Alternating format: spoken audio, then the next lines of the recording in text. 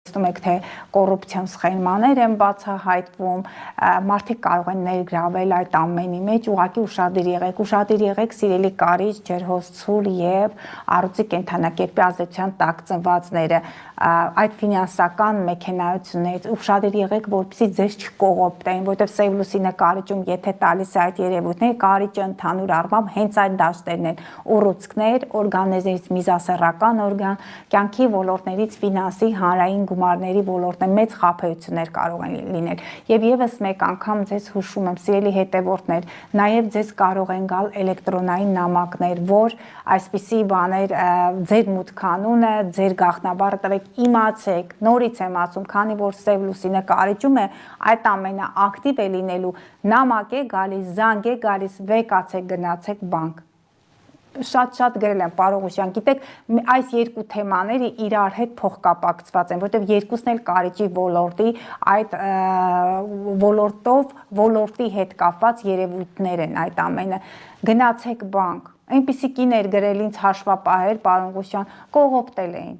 այդ մեծ համակարգերից համաշխարհային որ դուք բոլորը ճանաչում եք զանգել են ասել են որ այդ համակարգից ձեզ գումար կա ձեր բանկի քարտի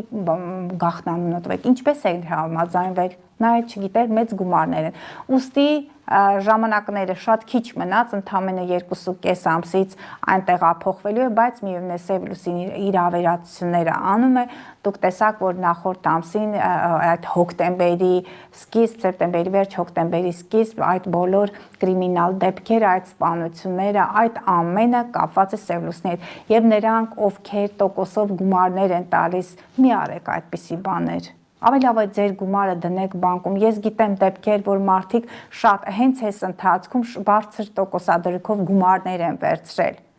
Եվ տվել են, եւ ստացել են, եւ չի կարելի։